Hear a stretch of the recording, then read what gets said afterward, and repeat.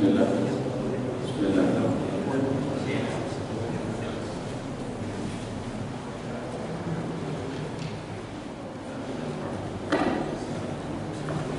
A'udzubillahi minasyaitonir rajim. Bismillahirrahmanirrahim. Assalamualaikum warahmatullahi wabarakatuh.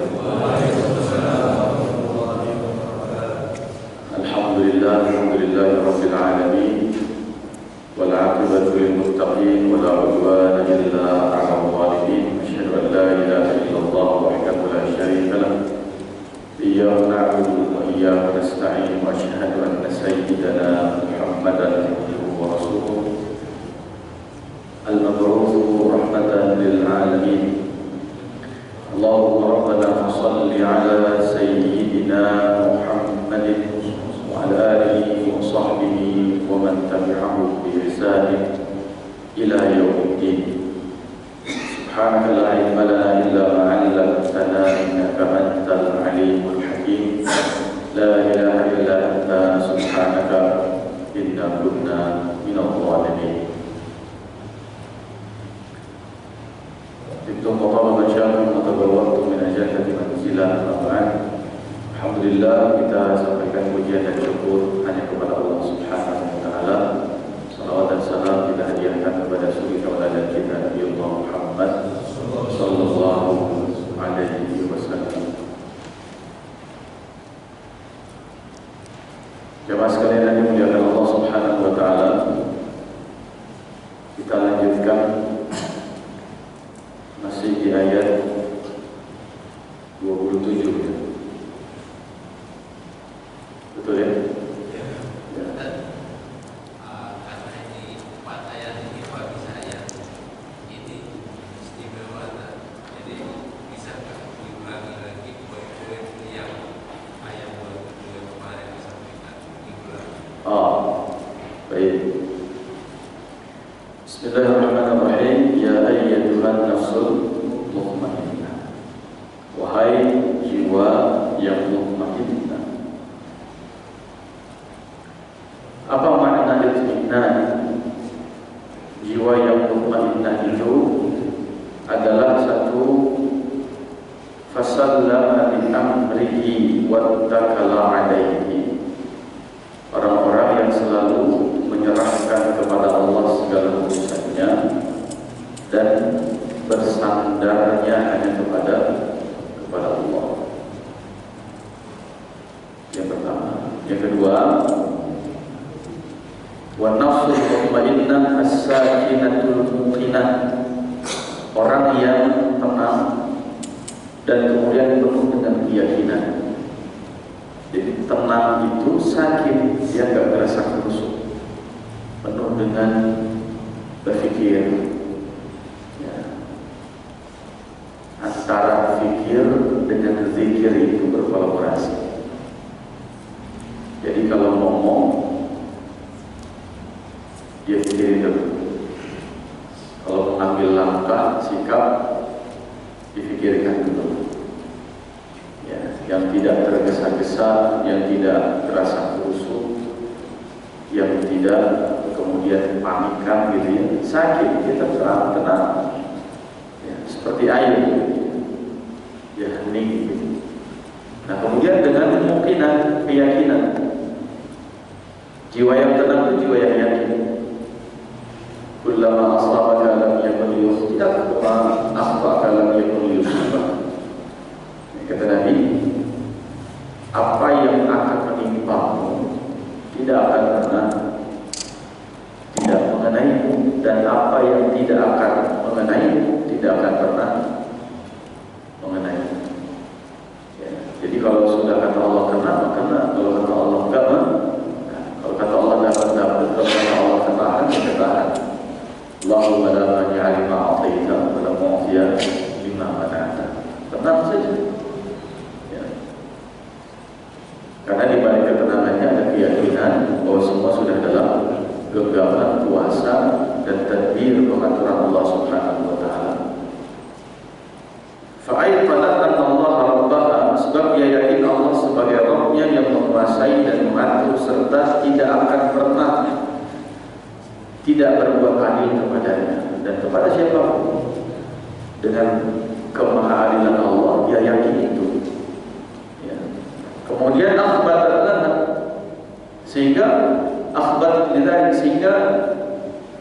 keyakinan itu menenangkan hatinya untuk tetap fokus menjalankan fungsi hanya sebagai hamba.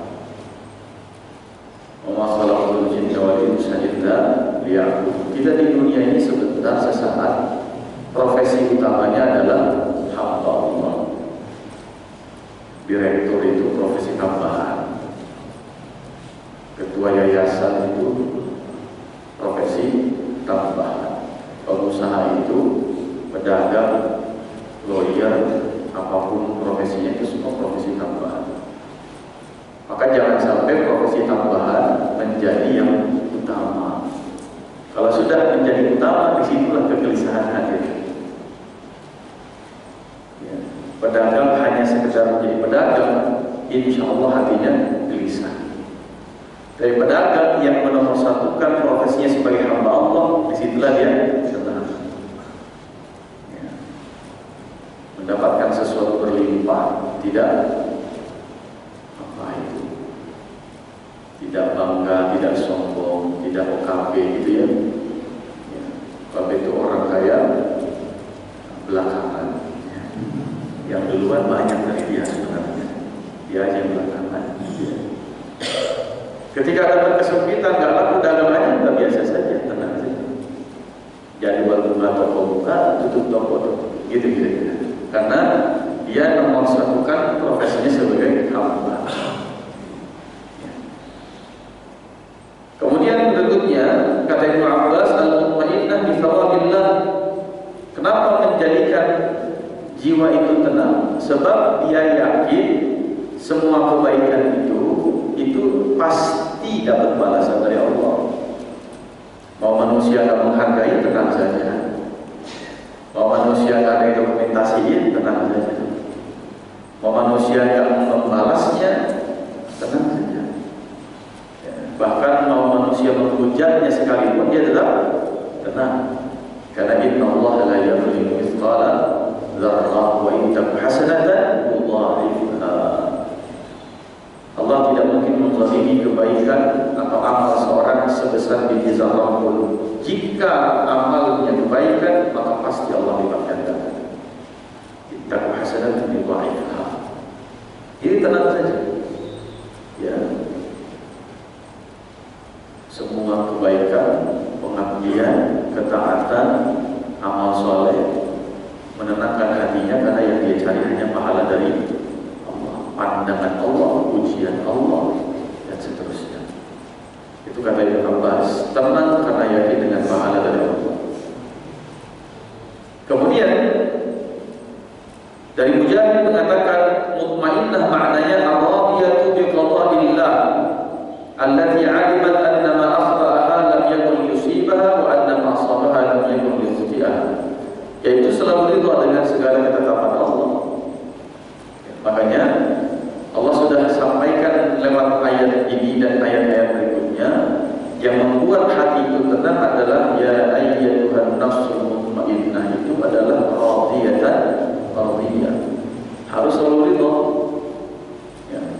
Mau kondisi apapun ridho, sakit ridho, sehat ridho, lapang ridho, sempit ridho. Ya. Awal bulan ridho, akhir bulan, ini nggak ada akhir bulan kayak di sini. Wajahnya awal bulan semua, alhamdulillah. Kemudian belum dikasih anak ridho, dikasih anak ridho, belum dapat jodoh ridho. Cepat jodoh, ridho, gitu. Ya. Anaknya dapat penghargaan, ridho. Belum dapat penghargaan, ridho. Jadi tenang saja, karena nggak ada obsesi sama sekali. Ya. Kalau salah satu wasiat Nabi Adam kepada putra-putranya, qul li auladika, ya, kata Nabi Adam kepada putra-putranya, fala ta'til qalbaka. Jangan pernah ikat hatimu dengan bilmali, dengan harta, dengan perempuan, dengan obsesi. Ya. Kalau sudah terikat hatinya dan mengikatkan hati dengan harta, dengan wanita, dengan obsesi, maka tersandra dengan itu semua. Ya. Dan Allah juga mengingatkan Rasul Sallallahu Alaihi Wasallam, bahkan yang harus engkau cari ridho Allah, bukan ridho istrimu. Turun surat At-Tahrim, Nabi sedih dan gelisah karena istrinya nyuekin beliau.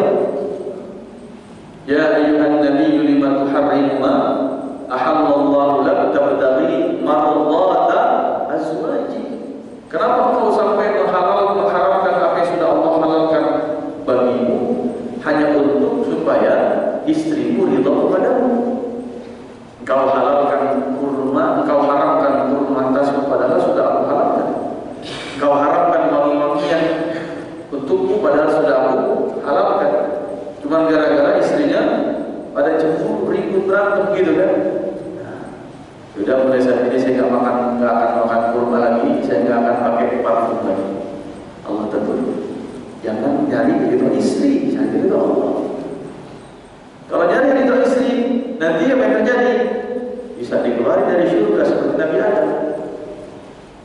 Memuaskan istri, memenuhi obsesinya istri. Maka yang cari itu Allah saja, tenangkan, nggak akan was-wasan, nggak akan ada bisikan dan seterusnya. Ya. Kemudian kata Muqatil, al-mutmainnah ay al-aminah min 'adzabillah. Orang yang jiwanya tenang itu yang merasa aman dari azab Allah. Maksudnya apa? Terjaga kondisinya dari kemaksiatan. Yang menenangkan jiwa adalah yang terjaga dari kemaksiatan. Hatinya jauh dari maksiat, matanya jauh dari maksiat, tangannya, lisannya semua jauh dari maksiat. Kenapa? Karena tabiat maksiat itu adalah menggelisahkan jiwa. Fal-ithmu ma haka fi nafsik wa karihta an yattali'a alaihi nas. Dosa itu apa yang akan membuat jiwa gelisah, dan dosa itu adalah apa yang ketika kau mengerjakannya kau tidak suka dilihat oleh orang lain. Itulah dosa. Maka ketika dia jauh dari dosa, hati akan tenang karena merasa tentram, merasa aman dari azab Allah. Minimal tidak ada dosa, kira-kira gitu. Ya. Kalaupun dia segera atau kalaupun dia berbuat dosa, segera istighfar. Itu yang menenteramkan, menenangkan. Kemudian berikutnya adalah allati 'amilat 'ala yaqin bima wa'ada Allah fi kitabih. Wa qala al-Muqisan al-mutmainnah al-mukhlisah. Ya, dua terakhir. Ya, makna masih ada. Ya, berikutnya adalah mutmainnah adalah yang selalu berorientasi amal soleh karena dia yakin terhadap semua yang dijanjikan Allah. Kalau sebelumnya yang membuat jiwa tenang adalah menjauhi kemaksiatan. Tapi yang sekarang berikutnya adalah yang membuat jiwa tenang adalah orang yang berorientasi selalu berbuat ketaatan. Intinya sama. Satu, jangan sampai berbuat dosa. Satu, sibuk terus dengan kebaikan dan ketaatan. Itu juga menenangkan. Sebab apa? Wal albirru matma'anna ilaihi nafs. Karena kebaikan itu adalah apa-apa yang membuat jiwa menjadi tenang, dan dosa adalah apa-apa yang membuat jiwa menjadi gelisah sama. Ya. Berdosa jiwa gelisah, melakukan amal soleh dan taat jiwa menjadi tenang. Ya. Kemudian Ibnu Qisan mengatakan, mutmainnah adalah mukhlisah. Jiwa yang tenang adalah jiwa yang selalu ikhlas dalam segala perkara, segala urusan. Kalau bahasa kita apa? Lempeng aja. Ya. Lempeng, nggak ada banyak mikir istilahnya. Kalau saya begini, saya dapat apa? Kalau saya begini, nanti saya untungnya apa? Kalau saya begini, nanti saya bisa apa? Ya. Kira-kira saya jadi apa? Ya. Lempeng saja. Karena dia tidak ada satupun narasi dalam hidupnya kecuali ridha Allah saja. Itu. Ya. Salat ikhlas bukan karena apa-apa. dengan ikhlas, ya bukan karena apa tapi karena Allah saja. Infak sedekah juga ikhlas, kurban juga ikhlas. Sehingga kelihatan orang yang kurbannya ikhlas dengan yang mungkin perlu ditanyakan ikhlas apa enggaknya pada dirinya adalah ketika dia berkurban baru setelah uang udah nanya sama DKM-nya, nanti jatah kurban berapa plastik Pak kalau di sini? Itu tandanya udah ikhlas. Kalau mau beli aja di pasar Cisalam juga ada, ya. Tinggal borong berapa plastik. Kurban semakin aja. Ya, tergantung DKM ngasih berapa. Asik kalau di sini sana kurbannya cuma 2 plastik, dengan di Solo 5 plastik saya dikasih deh. Akhirnya dapatnya cuma gara-gara apa? Perbedaan jumlah. Kan gak ikhlas aja. Memang kita mau cari itu kurban. Pertimbangannya apa? Kurban di sini berapa? 3,5 di Solo 3,4. Lumayan beda cepet sama aja. Jadi ada pertimbangan, ada hitung-hitungan itu juga nggak tahu. Dengan bergeser 100.000 aja itu bisa membuat jiwa jadi apa? Kayak hitung-hitung, nggak tenang dia.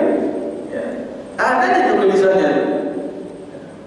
Nah sehingga mukhlis Allah aja berapa di sini masih ya. Bismillah doanya. Nah, saya kurban di sini insyaallah. Bisa deh gitu. Ya. Ada pertimbangan apa? Apalagi sampai pesen. Pokoknya saya pakai paha kaki depan ya. Ya. Paha kanan depan gitu ya. Udah ditengkin dulu. Nah jamaah sekalian yang dimuliakan Allah. Berikutnya kata Ibnu Atha, al-mutmainnah dan al-'arifatu allati la tasbiru anhu tarfata 'ainin. Ya. Orang yang jiwanya tenang adalah orang-orang yang atau jiwa yang memahami bahwa tidaklah ada kesabaran kecuali gak boleh dibatasi dengan satu kedipan mata pun. Artinya orang yang jiwanya tenang adalah orang yang sabarnya tanpa batas. Ya. Makanya gak ada istilahnya kesabaranku sudah habis. Itu sinetron Indosiar biasanya itu atau SCTV mungkin ya. Nah, sinetron. Ya, kesabaranku sudah habis. Kesabaran gak ada habisnya harusnya. Karena doanya apa? Afrigh alaina sabra. Ya Allah, penuhin kesabaran buat saya. Ya Allah, tumpahin kesabaran buat saya. Jangan sampai ada yang faragh kosong, isi semua ada dengan kesabaran. Nah, dengan kesabaran tenang apa? Tenang. Ya. Sabar dalam ketaatan, hati tenang. Duduk ngaji 1 jam sabar, hati tenang. Coba misalnya duduk ngaji 1 jam gak sabar, Pak. Itu tulisannya badannya kiri kanan kiri salah tuh, udah selonjoran salah juga, udah nyender masih salah, udah rebahan salah lagi, udah tengkurap masih salah juga kan gitu. Ini ngaji mau ngapain ini? Nggak sabar, duduk aja gitu. Nah yang membuatnya tenang apa? Sabar, tahan. Sabar menghadapi kemaksiatan itu juga tenang hati kita. Ya. Walaupun peluang terbuka lebar. Ya. Melihat ada duit 100.000 di jalan, nggak ada yang lihat, kecuali kita doang. Ya. Mau dilewati, tengok lagi ke belakang. Ya. Sayang. Ya. Akhirnya diinjak pakai kaki. Ya. Pura-pura betulin sepatu gitu kan. Nah, dibuka dikit gitu kan. Nah. Gelisah enggak? Gelisah tuh, lihat kanan, lihat kiri, lihat kan? Kenapa? Karena dia tidak sabar menahan kemaksiatan. Coba, oh bukan punya saya, tinggalin saja. Pada akhirnya hati tenang kan? Tenang kalau bukan punya dia. Begitu juga sabar dalam menghadapi musibah. Sebagaimana Nabi Ayub 20 tahun dalam sakitnya, musibah sakitnya, anni masaniyal dhurru, tenang saja. Bahkan Nabi Ayub tidak pernah mengeluhkan sakit. Karena beliau tidak mengatakan anni massaniyal maradu. Marad artinya sakit. Anni massaniyas saqamu. Saqam artinya sakit. Beliau enggak bilang ya Allah saya ini kena sakit ya. Tapi anni massaniyal dhurru. ibadah saya jadi udah gak nyaman lagi nih ya Allah. Jadi kondisinya kondisi dia sebagai hamba, bukan sebagai manusia. Kondisi yang mengganggu penghambaannya, bukan kondisi yang mengganggu kemanusiaannya. Kalau sakit badan itu mengganggu kemanusiaan. Tapi dia bilang, ya Allah, saya ini penghambaan saya menjadi terganggu karena sesuatu ini. Ya, beliau adukan itu kepada Allah. Maka sabarlah yang tidak boleh ada batasnya, yang membuat hati juga menjadi tenang. Itu kata Ibnu Abbas. Berikutnya, jiwa yang tenang pun adalah al-mutmainnatu bi dzikrillah ta'ala. Bayanul ladzina amanu wa tatma'innu qulubuhum bi dzikrillah. Dalam surat Al-Ra'd 28 adalah orang-orang beriman dan hati mereka tenang tentram, jiwa mereka tenang tentram karena zikir kepada Allah. Ala bi dzikrillah tatma'innul qulub. Hanya dengan zikir ingat Allah hati menjadi tenang. Ya. Maka jiwa yang tenang adalah jiwa yang dihidupkan dengan mengingat Allah Subhanahu wa taala. Dan yang menarik, dalam Al-Qur'an Allah menyebut Al-Qur'an itu sebagai zikir juga. Walaqad yassarna al-Qur'ana lidzikr. Inna nahnu nazzalna dzikra. Al-Qur'an itu zikir. Salat itu Allah sebut sebagai zikir. Ya ayyuhalladzina amanu idza nudiya lis-salati min yaumil jum'ah fas'au ila dzikrillah. Berarti yang menenangkan hati kita adalah zikir. Yang menenangkan hati kita adalah termasuk diantaranya baca Quran, sholat, itu juga menenangkan hati. Ya. Jadi bukan hanya zikir yang Allah Subhanahu. Enggak cuma di situ. Baca Quran zikir, sholat zikir dan seterusnya. Kebaikan-kebaikan itu adalah zikir. Ingat Allah.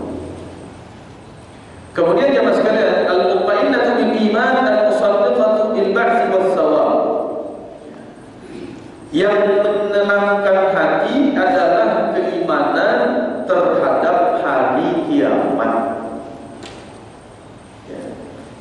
Kalau kita nggak yakin dengan hari kiamat, ada orang zalim sama kita, kan bawaannya kesel. Tapi kalau kita yakin dengan hari kiamat, hari kebangkitan, di sana ada hari pembalasan, biarin aja. Orang mau zalim sama kita, kita tunggu di sana. Iya kan? Ya. Kita tungguin dan terlihat di sana. Ya. Enak aja masuk surga. Kan begitu ya. Dulu nanti di dunia begini saya ente, ntar dulu ente kan begitu kira-kira. Ya. Tenang saja. Ya. Kalau orang tidak yakin dengan hari kiamat, stres. Sendal hilang di mesin aja stresnya, marah-marah. Dua kali bisa diomelin. Tapi kalau yakin dengan hari kiamat, oh seperti bilang, sendal saya mungkin sudah di surga seperti bilang. Itu tenang saja. Ya. Artinya apa? Tidak pernah mencari-cari kambing hitam, menyalah-nyalahkan siapa. Pasti saja. Ya. Ngandelin manusia nggak ada habisnya. Ya. Minta tolong manusia nggak ada jawabannya. Minta tolong sama Allah. Ya, motor hilang. Ya, saya waktu itu motor saya hilang di garasi jam 5 subuh. Ya, kita lagi zikir di rumah. Ya, nggak kedengeran suara pagar berbuka, tapi dengar suara motor gitu. Tapi karena bunyi motor sama semua kan itu baik. Kira motor tetangga gitu. Ya, akhirnya pagi-pagi mau nganterin istri setengah 7, lihat pintu garasi buka, motor dan hilang. Ya, datang ke kantor polisi, BAP, yang ada tindak lanjutnya, ya sudah. Ya, mau gimana lagi? Nah, kita tunggu aja di sana kan begitu, tenang aja. Bukan di saya lagi, tapi kita tungguin di sana ya. Itu surga saya tungguin orang yang ngambil itu kan begitu, tenang aja. Ngapain ribet gitu?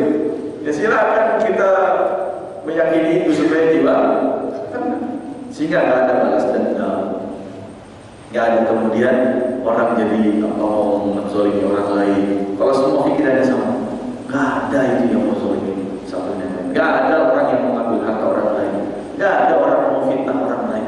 Kalau semuanya sama. Bagi yang mau melakukan sesuatu, ngeri dia. Daripada saya ditagih soal makin gelisah. Di dunia belum tentu untung, di sananya masih sengsara. Dan bagi kita yang menerima kezaliman itu, makin tenang kita. Kalau yakin dengan akhirat. Tapi kalau nggak yakin, lagi-lagi kita habis neraka. Kalau saja di dunia udah kehilangan, tidak ada apa-apa. Ya kan, kesel iya, ya mungkin dendam iya, nyalahin orang juga iya, menghujat polisi itu bisa jadi iya, polisi itu nggak ngurusin dan seterusnya. Salah lagi, tidak selesai. Kata Allah Masya Allah, takdir Allah, Allah pengen berbuat apapun yang Allah inginkan. Nah, ya, cuma bisa saya tungguin kan begitu aja berbedanya. Nah, jemaah sekalian yang dimuliakan Allah, itu makna mutmainnah, yaitu percaya tentang hari kebangkitan. Berikutnya kata Ibnu Zaid, al-mutmainnah li'annaha musyarat bil jannati 'inda al-maut wa 'inda al-ba'ts wa yawm al-jam'ah. Kenapa jiwa tenang? Karena ketika menjelang meninggal dunia itu ditunjukin surga. Innal ladzina qalu rabbuna Allah tsumma istaqamu tatanazzalu 'alaihim al-malaikatu alla takhafu wa la tahzanu. Alla takhafu wa la tahzanu, jiwa menjadi tenang.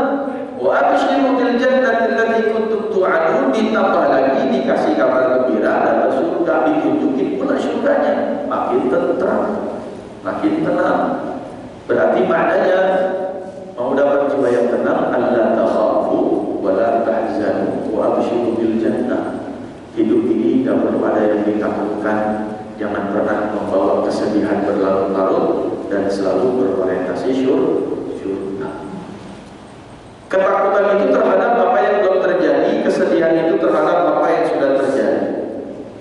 Dan sesuatu yang pasti terjadi, yang harus kita khawatirkan dan kita takutkan adalah hanya surga saja. Kita udah pasti belum masuk surga, kan begitu. Ya, kalau apa yang akan terjadi besok, ya kira bagaimana Ustaz? Saya juga. Ya, saya nggak kenal sama Khamenei kok, gitu. Ini kira-kira nanti bagaimana? Minyak naik lagi nggak tahu, saya nggak tahu.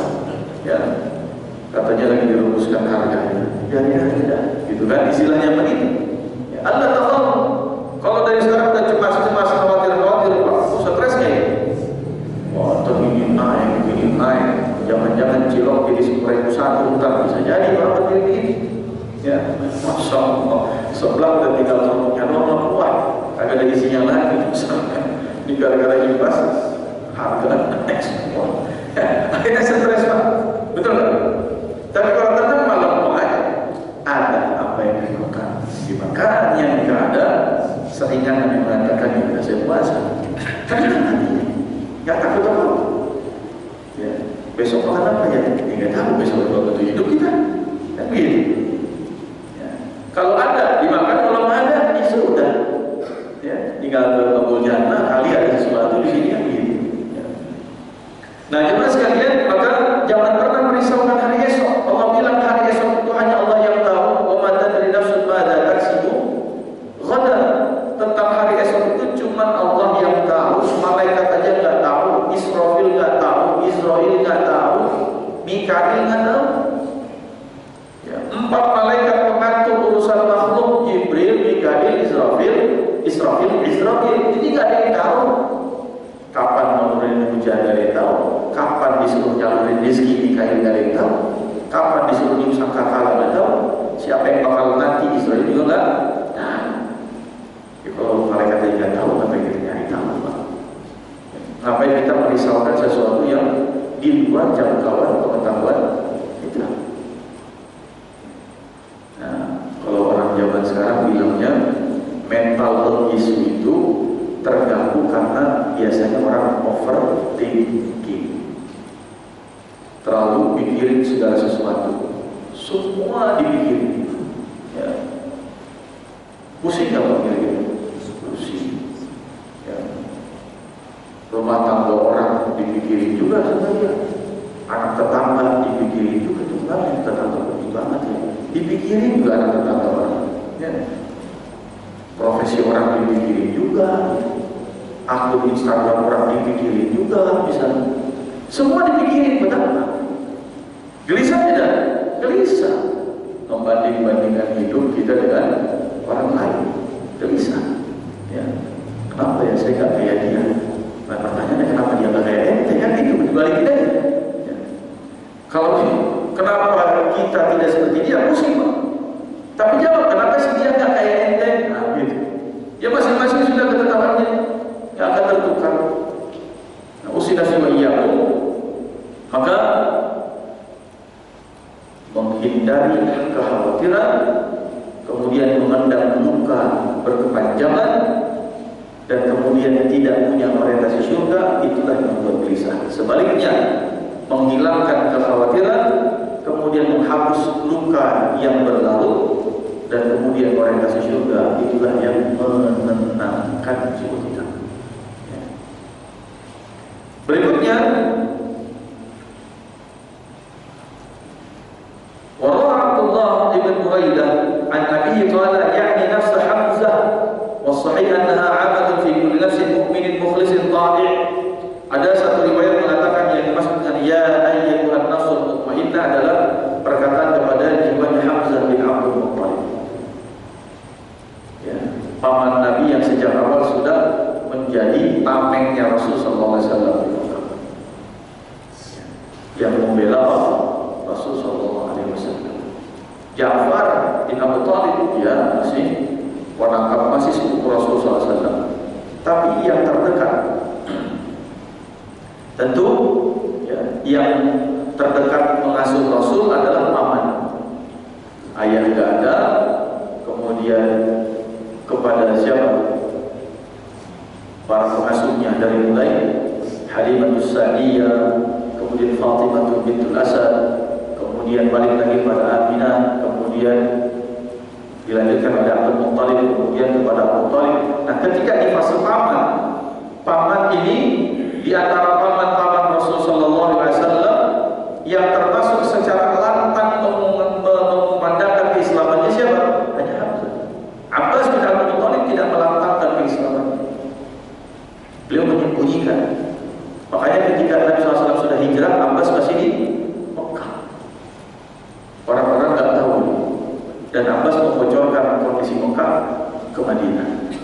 Jadi mata-matanya Rasul di Mekah. Abu Thalib, paman Nabi, menolong si iya, jadi tameng iya, tapi tidak memandangkan keislamannya. Abu Lahab, paman Nabi, musuh Rasul sallallahu alaihi wasallam. Jadi jiwa yang tenang berarti apa?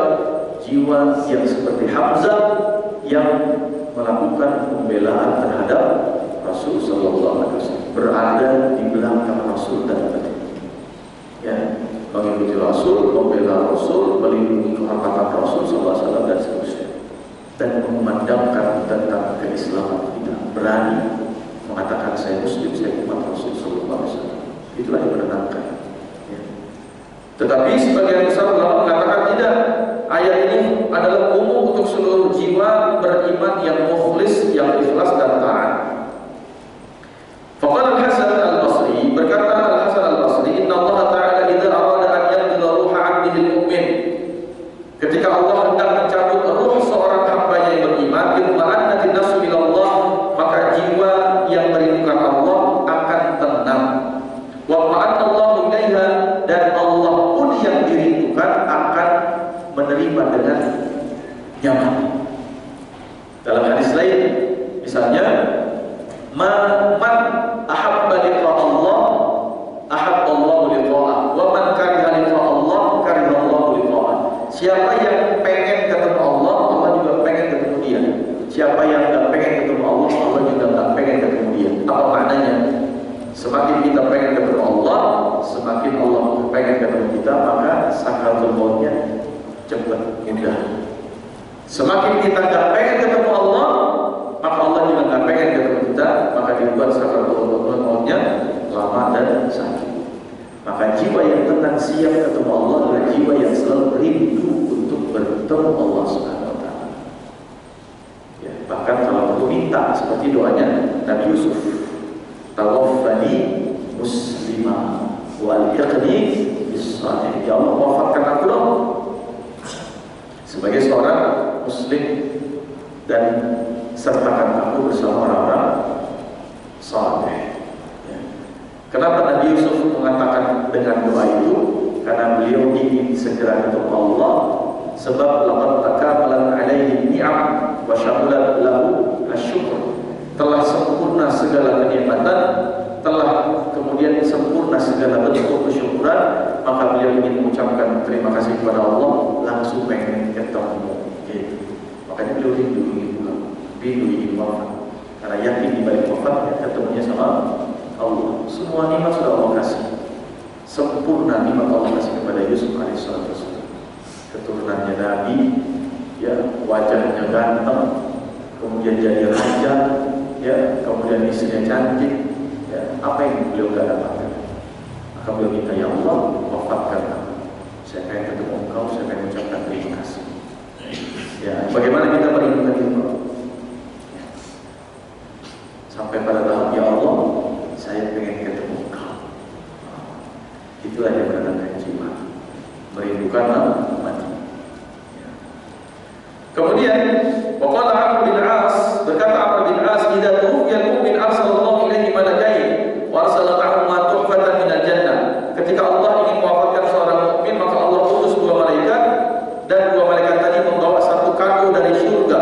Fayaqulun laha, maka kedua malaikat tadi berkata kepada jiwa yang hendak dicabut nyawanya tadi, ukhruji ayyatuhan nafsul mutmainnah radiyatan mardiyah wa mardiyan anki, ukhruji ila ruhin wa raihan, ila ruhin wa raihan rabbi radin ghairil ghadban.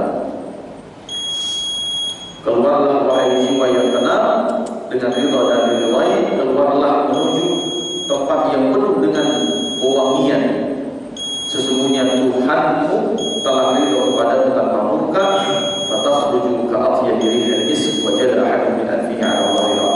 Maka seketika dia keluar, dan ketika keluarnya sembari membawa wangian rihil misk, kasturi, surga yang dapat dicium oleh orang-orang yang ada di sekitarnya, persis dengan hidungnya langsung. Jadi kalau ada orang meninggal yang tenang itu, salah satu tanda-tanda husnul khatimah itu ada bau kasturi, bisa kecium langsung saat tubuhnya keluar.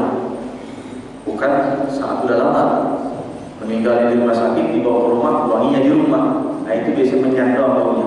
Tapi meninggal di rumah sakit, kecium wanginya di rumah sakit oleh orang di sekitarnya, ya, oleh hidungnya sendiri. Itu kasturi surga. Baik, sampai sini, ya, insyaallah kita lanjutkan lagi pada pertemuan berikutnya. Ini sampai ayat terakhir insyaallah tidak boleh. Baik, kita cukup ya. Subhanallahumma wa bihamdika, asyhadu an la ilaha illa anta, astaghfiruka wa atubu ilaik. Wabillahi taufiq hidayah. Wassalamualaikum warahmatullahi wabarakatuh.